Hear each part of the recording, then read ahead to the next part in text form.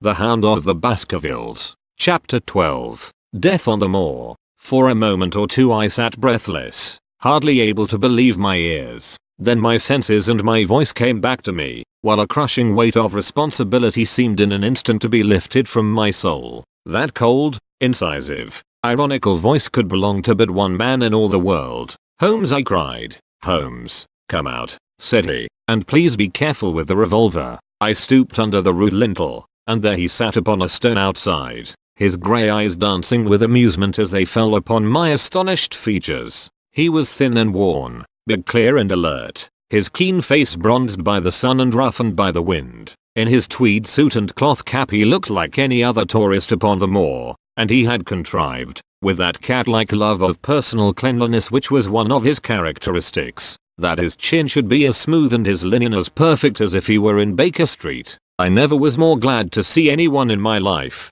said I, as I wrung him by the hand, "or more astonished.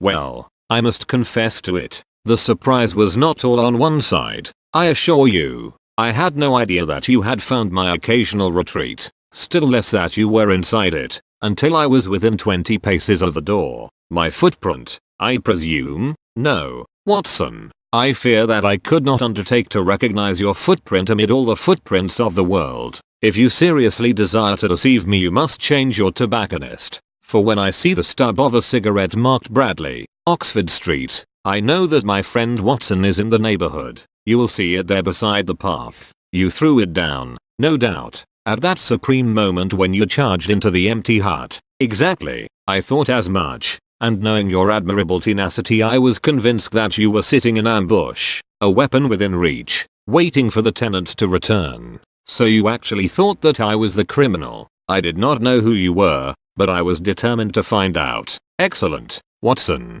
And how did you localize me?" "You saw me, perhaps, on the night of the convict hunt, when I was so imprudent as to allow the moon to rise behind me?" "Yes, I saw you then. And have no doubt searched all the huts until you came to this one?" "No, your boy had been observed, and that gave me a guide where to look. The old gentleman with the telescope, no doubt. I could not make it out when first I saw the light flashing upon the lens." He rose and peeped into the hut. "Ha, I see that Cartwright has brought up some supplies. What's this paper? So you have been to Coombe Tracey, have you?" "Yes, to see Mrs. Laura Lyons exactly. Well done. Our researches have evidently been running on parallel lines, and when we unite our results I expect we shall have a fairly full knowledge of the case. Well, I am glad from my heart that you are here, for indeed the responsibility and the mystery were both becoming too much for my nerves. But how in the name of wonder did you come here, and what have you been doing?" "I thought that you were in Baker Street working out that case of blackmailing. That was what I wished you to think. Then you use me, and yet do not trust me," I cried with some bitterness. "I think that I have deserved better at your hands. Holmes, my dear fellow, you have been invaluable to me in this as in many other cases, and I beg that you will forgive me if I have seemed to play a trick upon you. In truth, it was partly for your own sake that I did it, and it was my appreciation of the danger which you ran which led me to come down and examine the matter for myself. Had I been with Sir Henry and you, it is confident that my point of view would have been the same as yours, and my presence would have warned our very formidable opponents to be on their guard. As it is, I have been able to get about as I could not possibly have done had I been living in the hall, and I remain an unknown factor in the business, ready to throw in all my weight at a critical moment. But why keep me in the dark? For you to know could not have helped us, and might possibly have led to my discovery. You would have wished to tell me something, or in your kindness you would have brought me out some comfort or other, and so an unnecessary risk would be run. I brought Cartwright down with me. You remember the little chap at the express office, and he has seen after my simple wants, a loaf of bread and a clean collar. What does man want more? He has given me an extra pair of eyes upon a very active pair of feet, and both have been invaluable. Then my reports have all been wasted." My voice trembled as I recalled the pains and the pride with which I had composed them. Holmes took a bundle of papers from his pocket. "Here are your reports, my dear fellow, and very well thumbed, I assure you. I made excellent arrangements, and they are only delayed one day upon their way. I must compliment you exceedingly upon the zeal and the intelligence which you have shown over an extraordinarily difficult case. I was still rather all over the deception which had been practiced upon me, but the warmth of Holmes's praise drove my anger from my mind. I felt also in my heart that he was right in what he said and that it was really best for our purpose that I should not have known that he was upon the moor.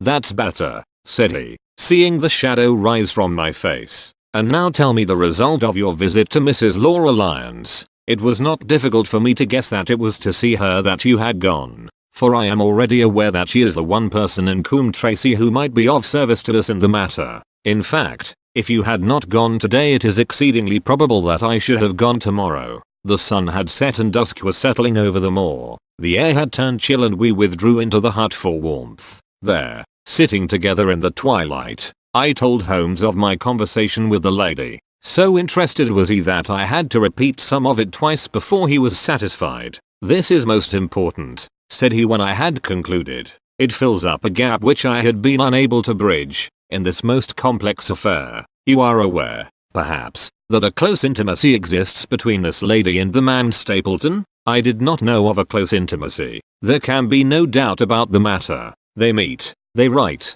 there is a complete understanding between them. Now, this puts a very powerful weapon into our hands. If I could only use it to detach his wife. His wife? I am giving you some information now, in return for all that you have given me. The lady who has passed here as Miss Stapleton is in reality his wife. Good heavens, Holmes, are you sure of what you say? How could he have permitted Sir Henry to fall in love with her? Sir Henry's falling in love could do no harm to anyone except Sir Henry. He took particular care that Sir Henry did not make love to her, as you have yourself observed. I repeat that the lady is his wife and not his sister. But why this elaborate deception? Because he foresaw that she would be very much more useful to him in the character of a free woman. All my unspoken instincts, my vague suspicions, suddenly took shape and centered upon the naturalist, in that impassive, colourless man, with his straw hat and his butterfly net. I seemed to see something terrible. A creature of infinite patience and craft, with a smiling face and a murderous heart. It is he, then, who is our enemy. It is he who dogged us in London. So I read the riddle, and the warning, it must have come from her. Exactly, the shape of some monstrous villainy, half seen, half guessed, loomed through the darkness which had girt me so long. But are you sure of this, Holmes? How do you know that the woman is his wife? Because he so far forgot himself as to tell you a true piece of autobiography upon the occasion when he first met you, and I dare say he has many a time regretted it since. He was once a schoolmaster in the north of England. Now, there is no one more easy to trace than a schoolmaster. There are scholastic agencies by which one may identify any man who has been in the profession. A little investigation showed me that a school had come to grief under atrocious circumstances, and that the man who had owned it, the name was different, had disappeared with his wife. The descriptions agreed. When I learned that the missing man was devoted to entomology, the identification was complete. The darkness was rising, but much was still hidden by the shadows. If this woman is in truth his wife, where does Mrs. Laura Lyons come in? I asked. That is one of the points upon which your own researches have shed a light. Your interview with the lady has cleared the situation very much. I did not know about a projected divorce between herself and her husband. In that case, regarding Stapleton as an unmarried man, she counted no doubt upon becoming his wife. And when she is undeceived, why, then we may find the lady of service. It must be our first duty to see her, both of us, tomorrow. Don't you think, Watson, that you are away from your charge rather long? Your place should be at Baskerville Hall. The last red streaks had faded away and the western night had settled upon the moor. A few faint stars were gleaming in a violet sky. One last question, Holmes, I said, as I rose. Surely there is no need of secrecy between you and me. What is the meaning of it all? What is he after? Holmes's voice sank as he answered. It is murder, Watson. Refined, cold-blooded, deliberate murder. Do not ask me for particulars. My nets are closing upon him, even as his are upon Sir Henry, and with your help he is already almost at my mercy. There is but one danger which can threaten us. It is that he should strike before we are ready to do so. Another day, 2 at the most, and I have my case complete. But until then guard your charge as closely as ever a fond mother watched her ailing child. Your mission today has justified itself. and yet I could almost wish that you had not left his side. Hark! A terrible scream, a prolonged yell of horror and anguish, burst out of the silence of the moor. That frightful cry turned the blood to ice in my veins. Oh, my God, I gasped. What is it? What does it mean? Holmes had sprung to his feet, and I saw his dark, athletic outline at the door of the hut, his shoulders stooping, his head thrust forward, his face peering into the darkness. Hush, he whispered. Hush. The cry had been loud on account of its vehemence, but it had pealed out from somewhere far off on the shadowy plain. Now it burst upon our ears, nearer, louder, more urgent than before. Where is it? Holmes whispered, and I knew from the thrill of his voice that he, the man of iron, was shaken to the soul. Where is it, Watson? There, I think. I pointed into the darkness. No, there. Again the agonized cry swept through the silent night, louder and much nearer than ever, and a new sound mingled with it, a deep, muttered rumble, musical and yet menacing, rising and falling like the low, constant murmur of the sea. The Hound, cried Holmes. Come, Watson, come. Great heavens, if we are too late. He had started running swiftly over the moor, and I had followed at his heels. But now from somewhere among the broken ground immediately in front of us there came one last despairing yell, and then a dull,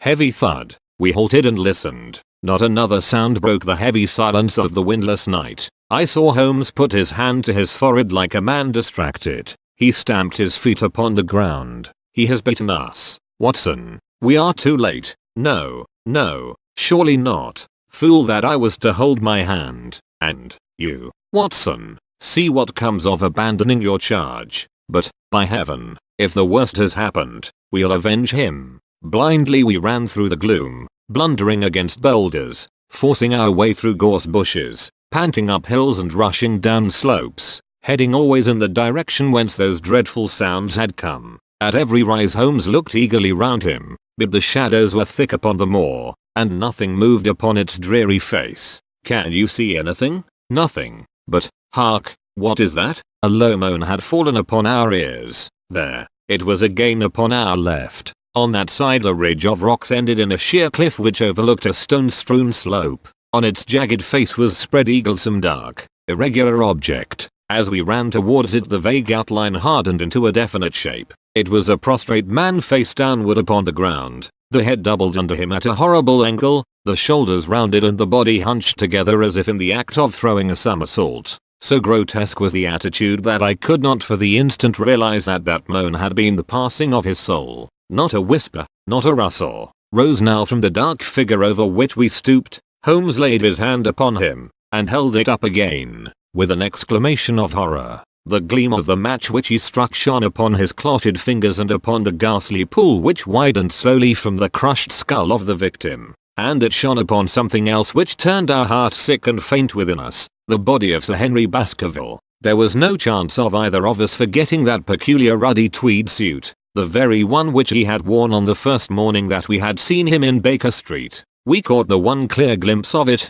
and then the match flickered and went out, even as the hope had gone out of our souls. Holmes groaned, and his face glimmered white through the darkness. The brute, I cried with clenched hands. Oh Holmes, I shall never forgive myself for having left him to his fate. I am more to blame than you, Watson. In order to have my case well rounded and complete, I have thrown away the life of my client. It is the greatest blow which has befallen me in my career. But how could I know, how could L know, that he would risk his life alone upon the moor in the face of all my warnings? That we should have heard his screams, my God, those screams, and yet have been unable to save him. Where is this brute of a hound which drove him to his death? It may be lurking among these rocks at this instant. And Stapleton, where is he? He shall answer for this deed. He shall. I will see to that. Uncle and nephew have been murdered. The one frightened to death by the very sight of a beast which he thought to be supernatural. The other driven to his end in his wild flight to escape from it.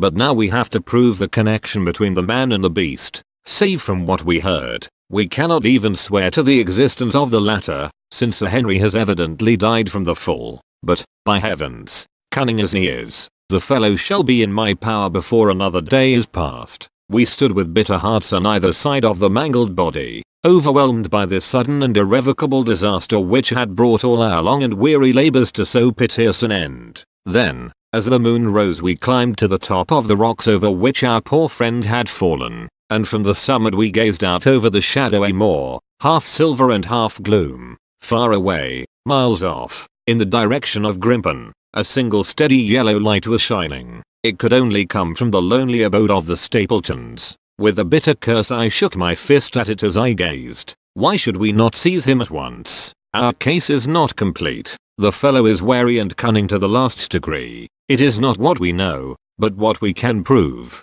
If we make one false move the villain may escape us yet. What can we do? There will be plenty for us to do tomorrow. Tonight we can only perform the last offices to our poor friend. Together we made our way down the precipitous slope and approached the body, black and clear against the silvered stones. The agony of those contorted limbs struck me with a spasm of pain and blurred my eyes with tears. We must send for help, Holmes. We cannot carry him all the way to the hall. Good heavens. Are you mad? He had uttered a cry and bent over the body. Now he was dancing and laughing and wringing my hand. Could this be my stern, self-contained friend? These were hidden fires. Indeed. A beard. A beard. The man has a beard. A beard. It is not the baronet. It is. Why? It is my neighbor, the convict. With feverish haste we had turned the body over, and that dripping beard was pointing up to the cold, clear moon. There could be no doubt about the beetling forehead,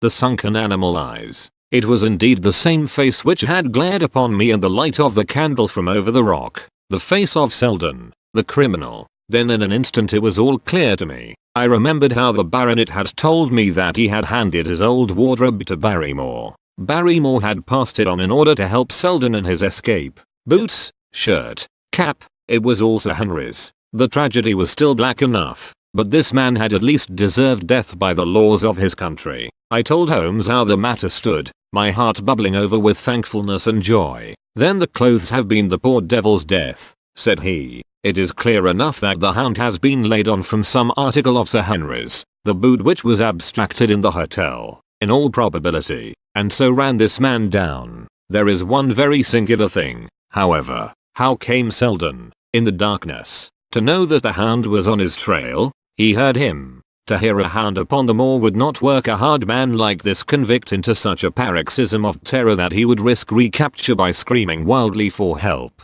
By his cries he must have run a long way after he knew the animal was on his track. How did he know? A greater mystery to me is why this hound, presuming that all our conjectures are correct, I presume nothing. Well, then, why this hound should be loose tonight. I suppose that it does not always run loose upon the moor. Stapleton would not let it go unless he had reason to think that Sir Henry would be there. My difficulty is the more formidable of the two, for I think that we shall very shortly get an explanation of yours, while mine may remain forever a mystery. The question now is, what shall we do with this poor wretch's body? We cannot leave it here to the foxes and the ravens. I suggest that we put it in one of the huts until we can communicate with the police. Exactly. I have no doubt that you and I could carry it so far. Hello, Watson. What's this? It's the man himself. By all that's wonderful and audacious. Not a word to show your suspicions. Not a word, or my plans crumble to the ground.